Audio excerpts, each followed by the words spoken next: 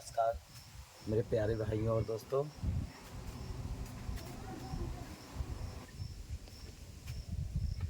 नमस्कार दोस्तों, मेरे भाई बच्चों। आज आप लोगों को हमने प्रीवियस 2 वीडियो में श्रेणी क्रम में प्रतिरोधों का संयोजन, श्रेणी क्रम में प्रतिरोधों का संयोजन का सूत्र आप लोगों को बता दिया गया था। R = R1 + R2 + R3 पहला पॉइंट था। और दूसरा पॉइंट समांतर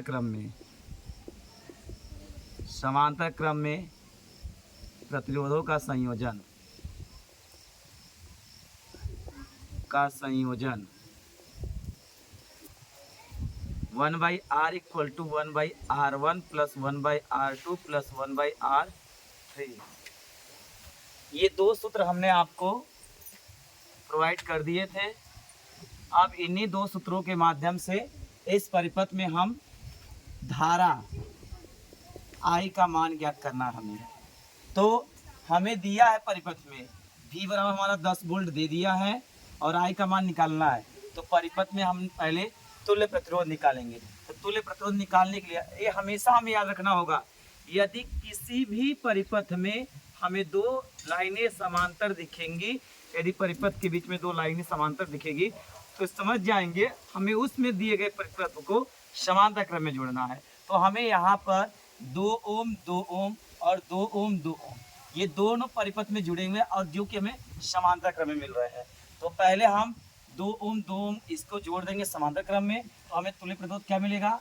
1/R1 = 1/R1 + 1/R2। तो रख दीजिए मान 1/2 + 1/2।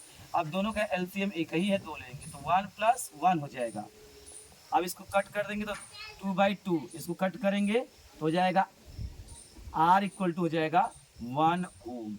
हमारा ये निकल गया। अब यहाँ पर जो मान आ गया हमारा परिपथ का, ये कितना आ गया? 1 ओम आ गया। फिर इसको भी जो परिपथ में दिया गया है ये भी किसमें है? समांतर क्रम में। तो इसको भी हम समांतर क्रम में जोड़ लेंगे। तो यहाँ भी इसको R' मान लीजिए। तो R' = हो जाएगा 1/R1 + 1/R2। तो इक्वल टू हो जाएगा क्या? 1/2 + 1/2 = 2/2। ये भी कट होकर के क्या आ जाएगा? 1 R हो जाएगा, हमारा 1 ओम प्राप्त हो जाएगा। अब हमारा ये भी, अब परिपथ हमारा कुछ डिजाइन में इस तरह से आ जाएगा, छोटा से बना दे रहा है। अब हमारा परिपथ जो होगा इस टाइप से मिल जाएगा।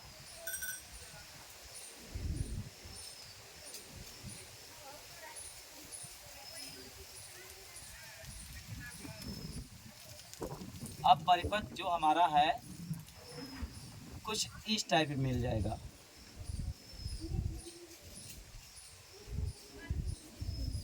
ये हमारा हो गया। अब यहाँ पर जो दिया है परिपथ का विभवांतर है। अब हमारा ये हो गया। अब हमारा किस क्रम में दिख रहा है? श्रेणी क्रम में है। तो अब यहाँ पर जो है आपका मिल जाएगा 2 ओम और यहाँ आपका 2 ओम, यहाँ 1 ओम और यहाँ 1 ओम। अब हम सबको क्या कर देंगे? जोड़ देंगे। अब हम इसको जोड़ देंगे तो कितना मिलेगा हमारा?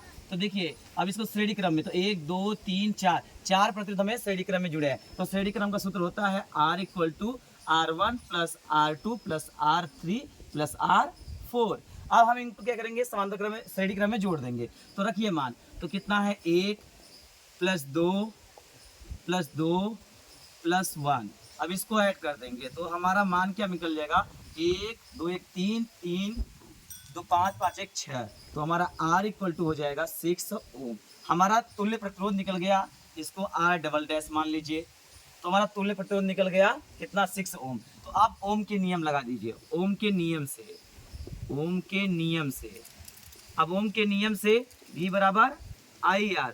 तो I = क्या हो जाएगा? V/R। तो V का मान कितना है? 10 और बटे कितना हो जाएगा? 6।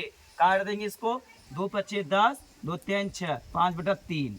तो इसको हम कट कर देंगे। यदि भाग देना चाहते तो भाग दे दीजिए, 5 में 3 से भाग दे देंगे। तो 3 × 1 = 3 और यहाँ आ जाएगा 2, दशमलव लगा देंगे 0। तो 3 × 6 = 18। तो हमारा ऐसे ही जाता रहेगा।